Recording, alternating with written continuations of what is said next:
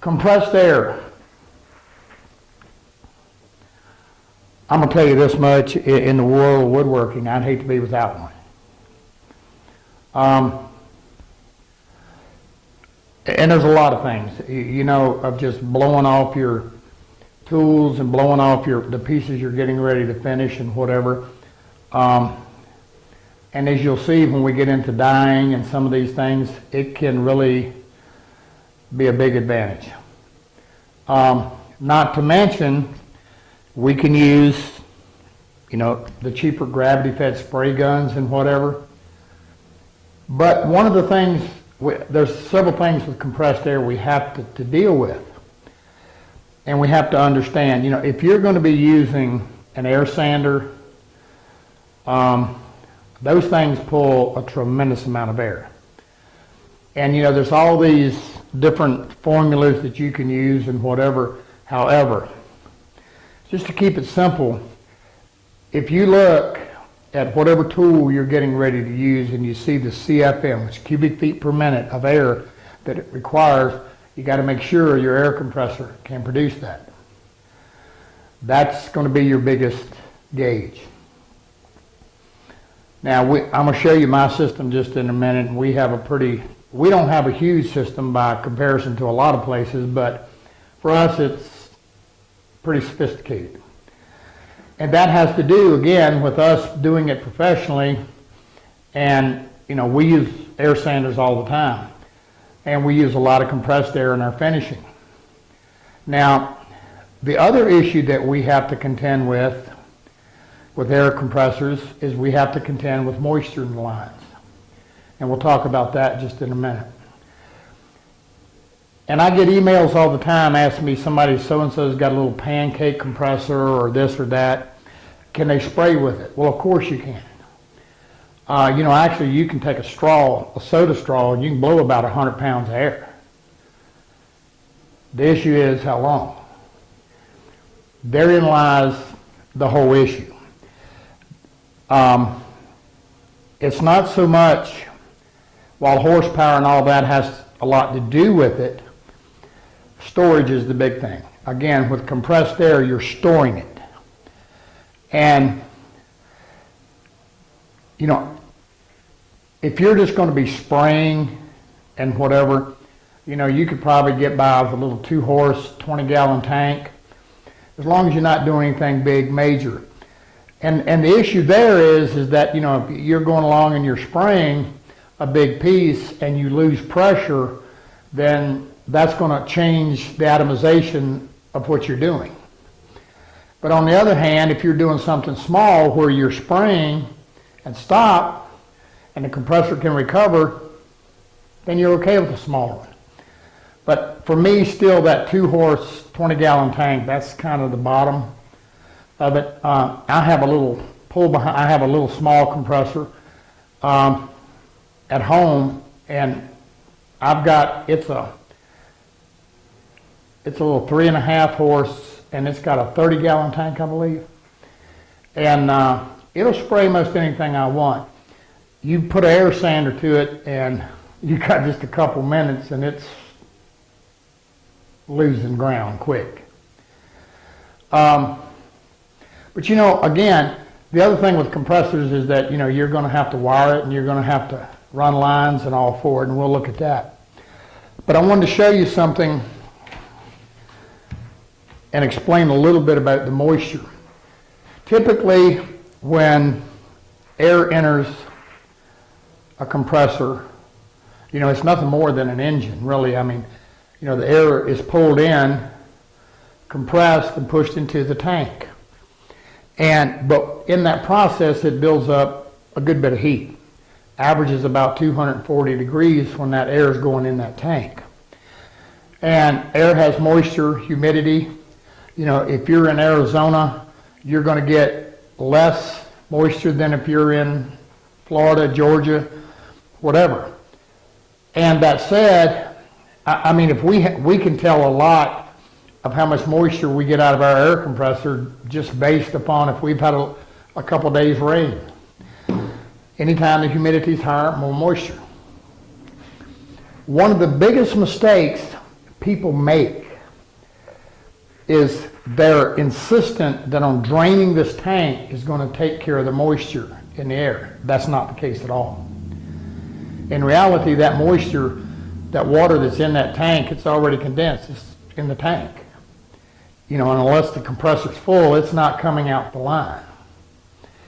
The issue typically is where the moisture in the air condenses in the line, in the air hose.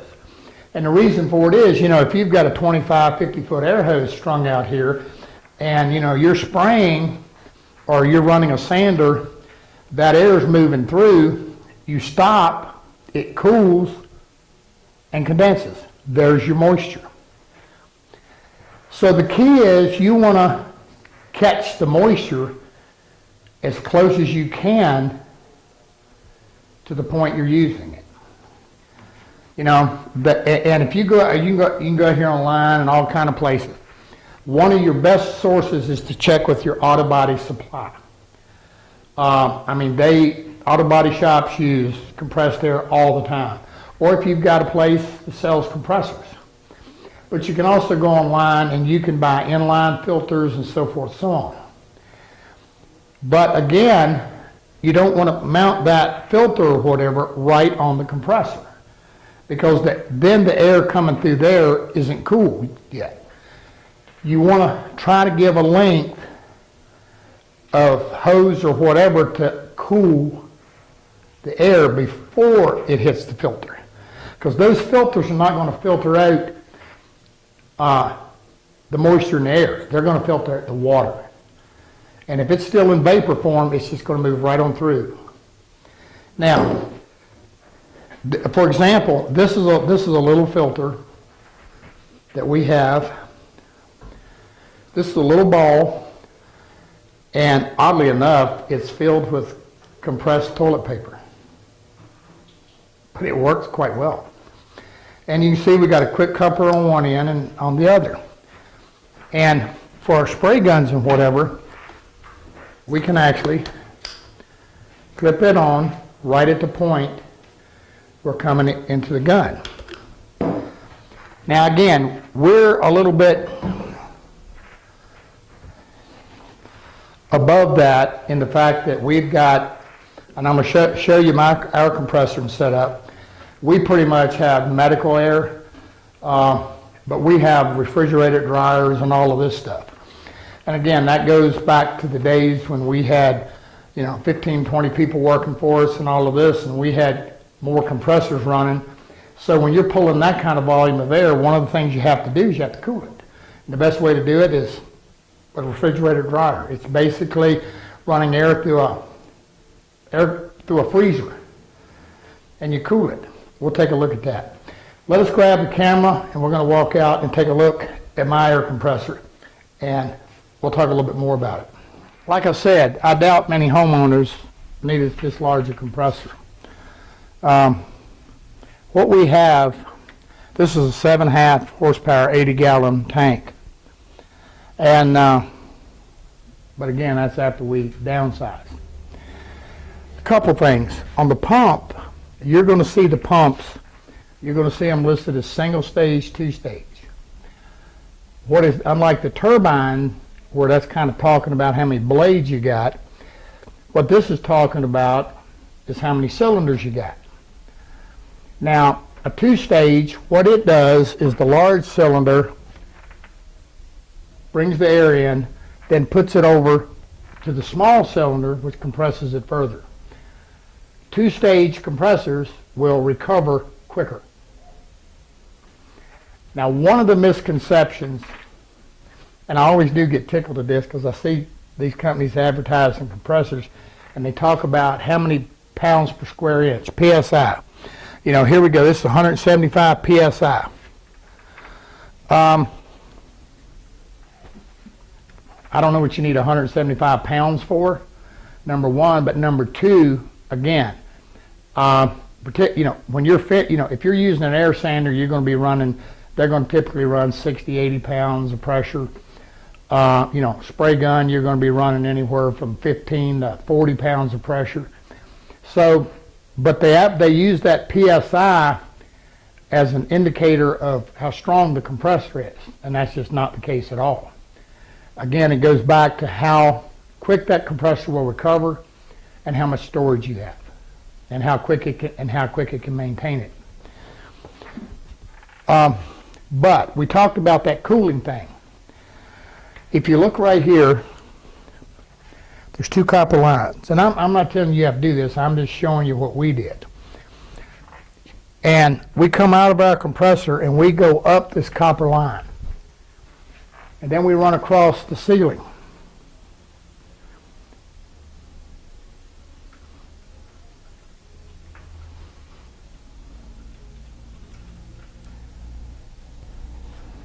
Then we turn, we come back, and we go through the wall. And we'll look in there just in a minute. What's the copper all about? It's a radiator. When this air comes out of this tank, it's going to run through that copper and it's going to cool. Now this is where you don't want to use a PVC or something because it's not going to dissipate heat. Now I'm going to also tell you this, if you're going to do some hard piping with your compressor, while PVC will do it, make sure you use a Schedule 40. You use the cheap stuff,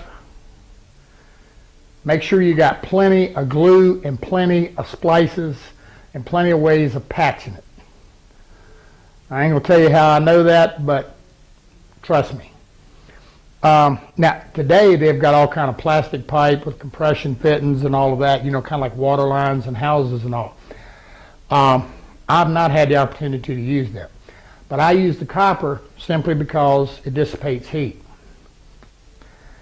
Now I'm going to tell you something else too. You don't want to use steel or galvanized. You either want to use brass fittings or something comparable. I'll tell you a quick story. And I may have told this in another segment. I've told it so many times. We had a huge shop. We had 15,000 square feet. And in reality, our finish area, my shop now down here is about 4,000 square feet.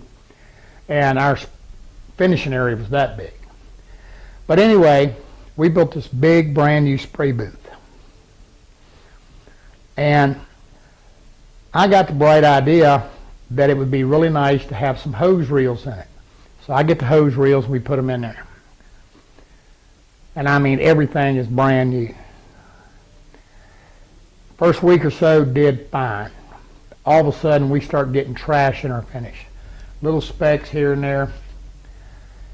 We could not find it. We could not fix it. We changed filters. We did everything you can humanly think of. We had experts come in. We could not stop the trash in the finish. I mean, just unreal. Just little teeny specks. We actually almost tore that complete booth down, rebuilt it, redid it, resealed, repainted, you name it. Nothing.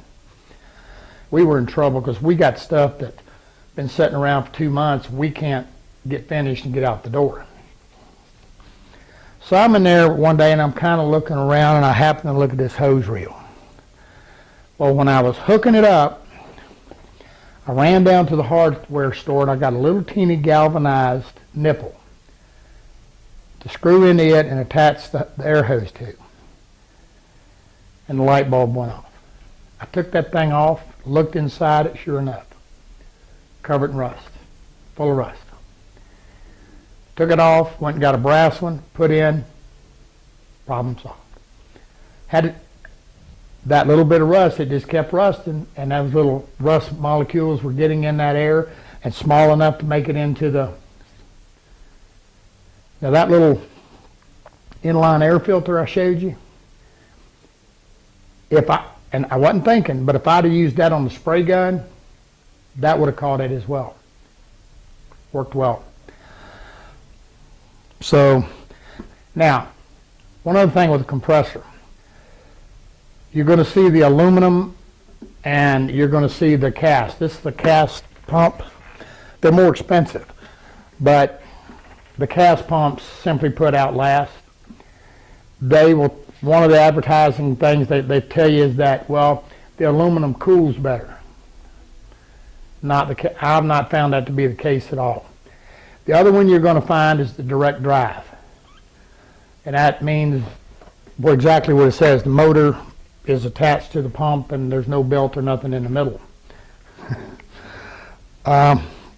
Years ago I had a little 3 horsepower, 20-gallon tank, direct drive.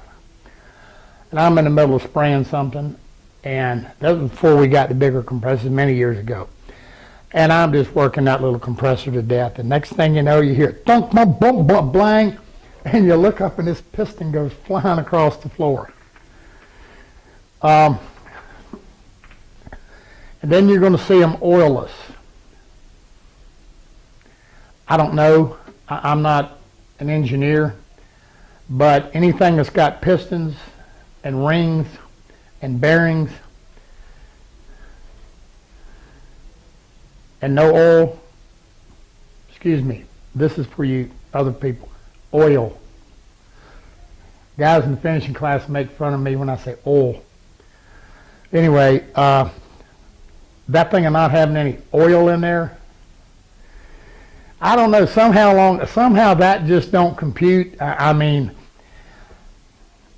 so I'm not a fan of the direct drives, and I'm not a fan of the oilless. Just me. But I'm going to say something. The aluminum pumps and whatever, for the home guy, even using an air sander and whatever, they're going to do fine. I mean, you got to remember, my world, I'm looking at a commercial end of it. But I'm going to tell you what, this compressor is 12, 13 years old. And it has, it's run constant. I mean, it's just worked and worked and worked and worked and just keeps on working. So the cast pump, the belt driven, that's my choice. All right, we're going to go inside here and I'm going to show you my filtration system, and we'll talk a little bit about that.